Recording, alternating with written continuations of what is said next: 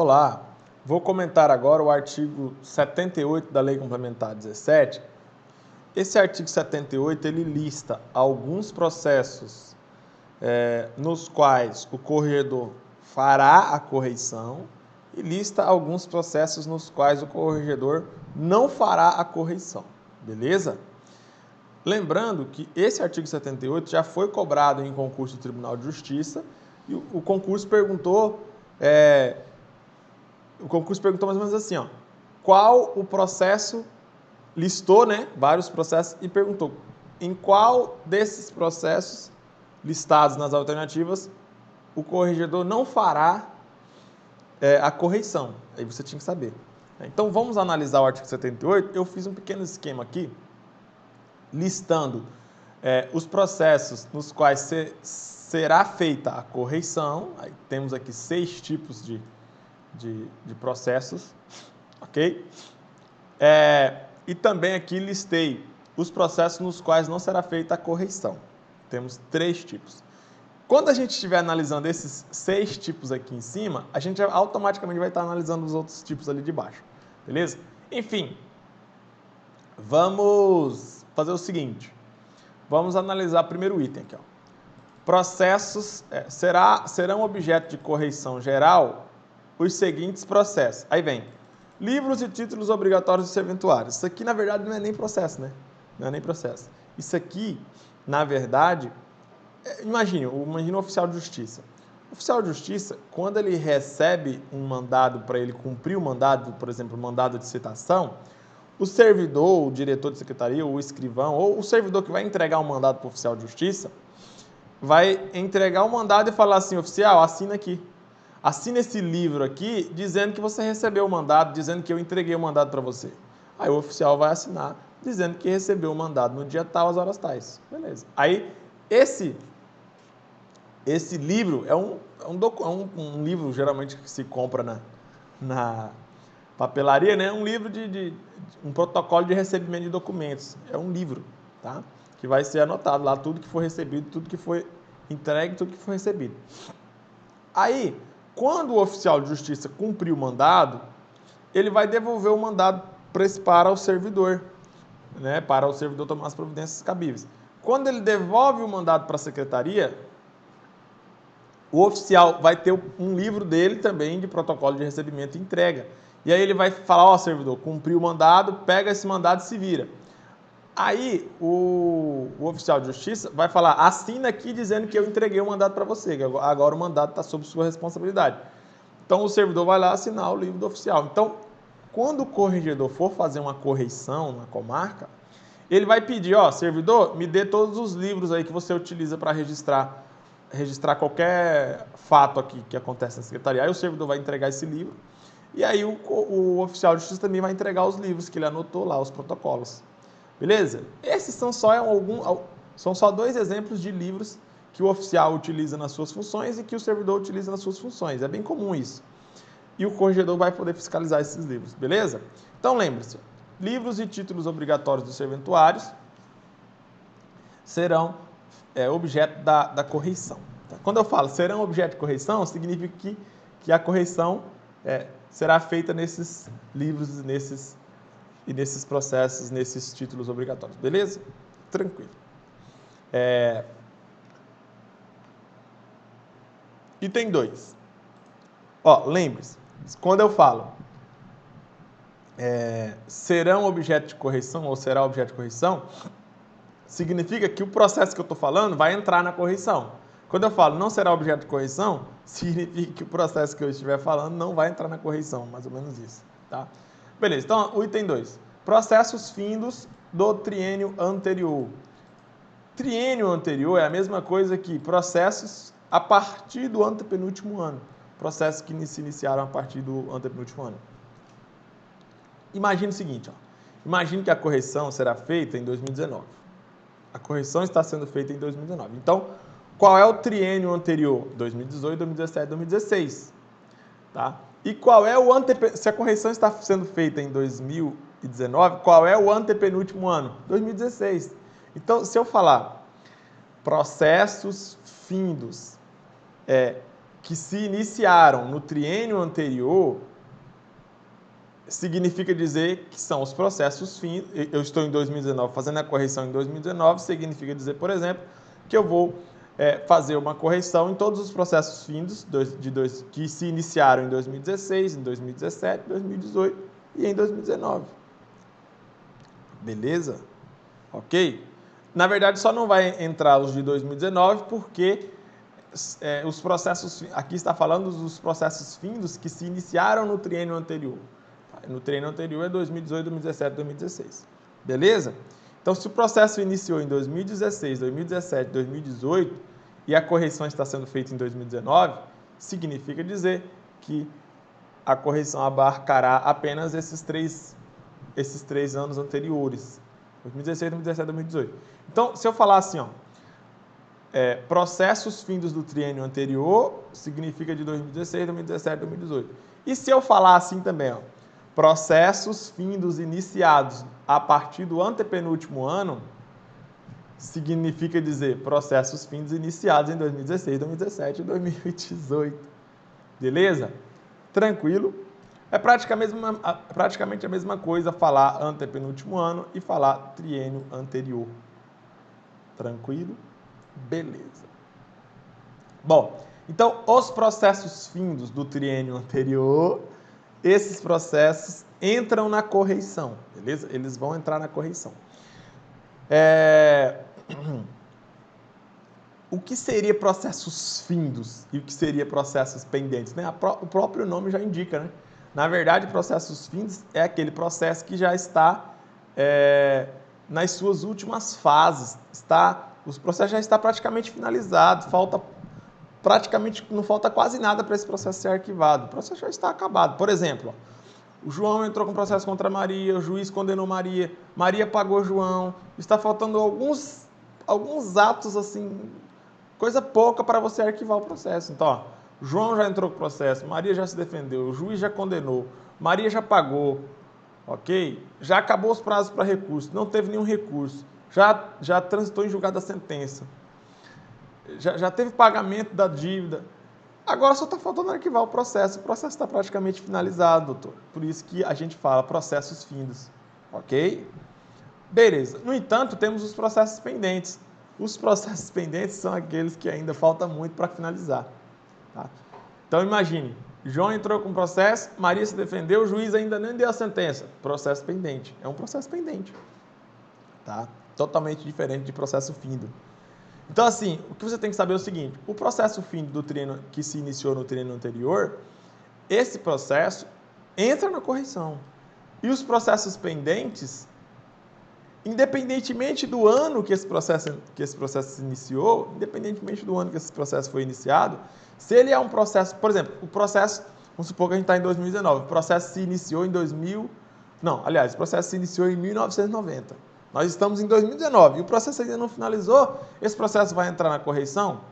Vai entrar na correição, porque é um processo pendente. Quando o processo está pendente, pouco importa o ano que ele se iniciou, beleza? Você tem que saber a diferença entre pendente e processo findo. Enfim, beleza. Daí tudo bem. Então, imagine um processo que se iniciou em 1990, o juiz ainda nem deu a sentença. Esse processo é um processo findo ou pendente? Óbvio que é um processo pendente. Então, ele entra na correição. Ele vai entrar na correição. Beleza? Então, lembre-se, em regra, todos os processos pendentes, independentemente do dia que ele iniciou, independentemente desse dia, esse processo vai entrar na correição. Tá? É claro que tem algumas exceções que a gente vai aprender agora. Mas, enfim, em regra, processo pendente entra na correição. Agora vamos analisar os processos pendentes que vão entrar na correição e os que não vão entrar na correição. Veja bem, processo pendente que estiver com recurso interposto, desde que esgotado o prazo para alegação final e remessa. Eu coloquei um exemplo para tentar ilustrar esse item 4. Veja bem, João ingressou com ação contra Maria. O juiz condenou Maria a pagar uma quantia a João. Maria interpôs um recurso de apelação ao Tribunal de Justiça. O juiz intimou João para apresentar resposta ao recurso em 15 dias, ou seja, apresentar as alegações, né, sobre o recurso. Esgotou-se o prazo de 15 dias de João e mesmo depois de 6 meses o juiz ainda não fez a remessa ao Tribunal de Justiça. Então, perceba só, para o processo ter seguimento, está faltando um ato a ser praticado pelo João ou pelo Poder Judiciário? Pelo Poder Judiciário. Perceba só, o João teve 15 dias para se manifestar sobre o recurso. O João não se manifestou, o João ficou quieto. Beleza, passou 15 dias, já era. Aí, o juiz, a obrigação do juiz era mandar, para determinar que a secretaria enviasse o processo para o Tribunal de Justiça, para o Tribunal de Justiça fazer um novo julgamento. Só que passou mais de 6 meses e o juiz não fez a remessa e ninguém fez a remessa. Então perceba que o processo está parado por culpa do Poder Judiciário, que não praticou um ato que deveria ter praticado. Não é por culpa do João, não é por culpa das partes. Beleza? Por isso, como está faltando um ato do Poder Judiciário, está faltando ser praticado um ato pelo Poder Judiciário, que no caso é fazer a remessa para o Tribunal de Justiça, nesse caso, esse processo entra na correição. Simples assim. É exatamente o que está dizendo aqui, ó. Processo pendente, beleza, o processo está pendente, o processo ainda não finalizou. O processo que tiver com um recurso interposto, beleza, Maria interpôs o recurso de apelação, tá? Ou seja, o que é o recurso de apelação? É um recurso que faz com que o processo que já teve julgamento em primeiro grau tenha um novo julgamento em segundo grau. Lembra que a gente explicou o que é primeira instância, o que é segunda instância? Que a gente explicou o que é primeiro grau, o que é segundo grau, que é a mesma coisa que instância? Então, quando o juiz de primeira instância faz um julgamento, esse aí é um julgamento de primeira instância. Se a pessoa entra com o recurso, o processo vai ser julgado novamente, vai ter um novo julgamento, e aí esse novo julgamento é o julgamento de segunda instância, ou julgamento de segundo grau. Beleza? A gente aprendeu que a primeira instância é formada pelo juiz de direito, pelo juiz substituto de carreira e pelo juiz de direito auxiliar. A gente já aprendeu isso à luz do artigo 96 da Lei Complementar 17. E a gente aprendeu também que a segunda instância é formada pelo Tribunal de Justiça. Lembrando que o Tribunal de Justiça ele se divide em 9 órgãos julgadores: Tribunal Pleno, Conselho da Magistratura, Câmaras Reunidas, primeira, segunda, terceira, quarta Câmara Civil isolada, primeira e segunda Câmara Criminal isolada. Beleza? Tá. Então, no caso do meu exemplo, o João entrou com a ação contra a Maria, o processo será julgado por quem? Pela primeira instância, que é o juiz de primeira instância. O processo foi julgado pelo juiz de primeira instância, o juiz condenou Maria a pagar. Maria entrou com recurso. O processo será novamente julgado por quem? Pela segunda instância. Quem é a segunda instância? O Tribunal de Justiça. Mas qual dos 9 órgãos julgadores do Tribunal de Justiça que vai julgar esse processo civil? No caso, será uma das câmaras cíveis isoladas. Se fosse processo criminal, seria uma das câmaras criminais isoladas. Mas como é processo civil, vai ser uma das 4 câmaras cíveis isoladas. Beleza? Ok. Até aí, tudo bem. Então, lembre-se, o processo está pendente, o processo tem um recurso interposto e o prazo para a manifestação sobre o recurso já foi esgotado e o prazo para fazer a remessa do processo para o segundo grau, para a segunda instância, para o Tribunal de Justiça, também já foi esgotado. Então, o processo está parado, ele é um processo pendente que está parado por culpa de um ato que deveria ser praticado pelo Poder Judiciário e não pelas partes. Por isso entra na correição. Beleza? Bom, espero que você tenha compreendido. Tá? Vejamos o item 5. Processo pendente concluso para julgamento, desde que excedidos os prazos legais. Veja bem, o processo foi concluído ao juiz para a sentença há mais de 30 dias e o magistrado ainda não proferiu o julgamento. Se você ler o artigo 226, inciso 3, você vai verificar que quando o processo é concluído para o juiz fazer o julgamento, o juiz tem 30 dias para dar a sentença. Se o juiz não der a sentença em 30 dias, o processo está paralisado por culpa do juiz. Beleza? Então, ó, o processo já teve audiência, já teve produção de prova, o processo já está todo instruído, só falta o julgamento. O servidor foi lá, falou, excelência, está aqui o processo está pronto para fazer o julgamento, vou deixar na sua mesa. O processo está parado lá na mesa do juiz por mais de 30 dias. Então, já acabou o prazo do juiz para o juiz dar a sentença. Esse processo está pendente e ele está parado por culpa do juiz, porque o juiz deveria dar a sentença e ainda não deu a sentença. Beleza? Provavelmente o juiz não deu a sentença porque tem muitos outros processos para sentenciar e o juiz está sentenciando os outros processos que estão na fila. Mas, enfim, a lei fala que é 30 dias e o juiz extrapolou o prazo de 30 dias e o processo está pendente. Então, como o processo está pendente, está faltando um ato a ser praticado pelo juiz, já acabou o prazo para o juiz praticar esse ato e ele ainda não praticou, então o processo está parado, o processo pendente está parado por culpa de um ato do Poder Judiciário. Por isso, esse processo entra na correição. O corregedor vai analisar e falar, ô juiz, ó, já passou 30 dias, faz a sentença aí, se vira na correição. O desembargador corregedor vai tentar corrigir esse problema. O juiz ainda não deu a sentença, o corregedor vai encher o saco do juiz para o juiz dar a sentença logo. Beleza? Então perceba que nesse mesmo exemplo, se o processo tivesse sido concluído para o juiz dar a sentença, e o processo está lá na mesa do juiz, já tem 5 dias, né? O juiz tem 30 dias para dar a sentença. Tem 5 dias que o processo está na mesa do juiz. Aí o desembargador inicia a correição. Esse processo, que tem 5 dias que está na mesa do juiz, ainda está dentro do prazo. Então, esse processo está em ordem. Então, o desembargador corregedor não vai fazer a correição nesse processo. Esse processo não vai entrar na correição. Beleza? Então, se tiver dentro do prazo para o juiz dar a sentença, o processo não entra na correição. Se já tiver esgotado o prazo e o juiz ainda não deu a sentença, aí, doutores, aí o processo entra na correição. Deu para entender essa pequena diferença? Espero que sim. É exatamente o que está escrito aqui, ó. Entra na correição os processos pendentes, conclusos para julgamento, desde que excedidos os prazos legais. Perfeito. Tranquilo. Esse artigo 2263 do CPC, tá? Ele diz que o prazo para dar a sentença é de 30 dias. Vamos para o último tipo de processo que entra na correição. Ó, processo pendente preparado para o júri desde que não haja sessão convocada. Veja o seguinte exemplo. Processo de crime doloso contra a vida já foi todo instruído e está pronto para julgamento. Né? Após vários meses, a sessão de julgamento pelo júri ainda não foi sequer marcada.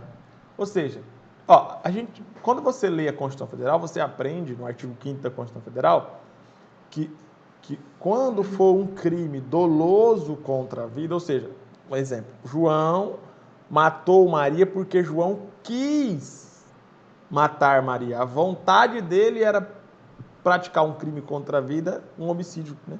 Matar Maria.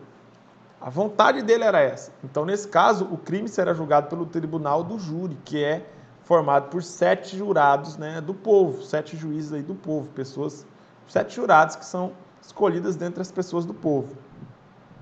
Beleza. Então, o processo, para ele chegar no tribunal do júri, ele tem que ser instruído, tem que ouvir as partes, e não sei o quê, tem que dar uma sentença lá de pronúncia, e não sei o quê. Quando o processo estiver prontinho para o julgamento, aí o juiz convoca os jurados e fala, jurados, o processo está pronto para julgamento, vamos iniciar o julgamento. Vocês que vão dizer sim ou não se a pessoa é culpada ou inocente. Beleza? Quem vai fazer o julgamento é os jurados. Mas antes disso, o processo tem que ser instruído primeiro, tem que produzir as provas, etc, etc. Beleza? Ouvir as partes, não sei o quê. Tá. Então, o processo está pronto para o julgamento. Quem vai fazer o julgamento não é o juiz. O juiz apenas vai presidir a audiência do júri. Quem vai dizer se o réu é culpado ou inocente são os 7 jurados. Tá. Aí, o processo está pronto para julgamento, mas o juiz ainda nem marcou a audiência do júri para ser julgado aquele caso. O juiz deveria marcar, mas o juiz não marcou. Então, o processo é um processo pendente, porque ainda não foi finalizado, e ele está parado por culpa de um ato que deveria ser praticado pelo Poder Judiciário. Até aí tudo bem. Então, nesse caso, o processo entra na correição, porque está faltando uma correção a esse processo. Está faltando ser praticado um ato pelo Poder Judiciário, e não pelas partes. Tá? Beleza, até aí tudo bem. Agora, se o processo já está pronto para o júri, e aí vamos supor, a audiência do júri, vamos supor, agosto de 2019, a audiência está marcada para o dia 1º de novembro de 2019. Beleza, a audiência está marcada. Aí, quando foi no dia 1º de outubro, iniciou a correção. Aí o corregedor vai analisar e falar assim, olha, esse processo aqui, ele já está pronto para o júri e já está marcada a audiência do júri. Ah, então não entra na correição. Agora, se o desembargador analisar assim, ó, esse processo está pronto para o júri, mas o juiz não marcou a audiência do júri, então entra na correição. Beleza. Deu para entender? Então, se o juiz já tiver marcado a audiência do júri e o processo e a correição for iniciada e a audiência já estiver marcada, aí não entra na correição. Agora, se a correição for iniciada e o processo estiver pronto para o júri, mas ninguém marcou a audiência, então está faltando marcar a audiência.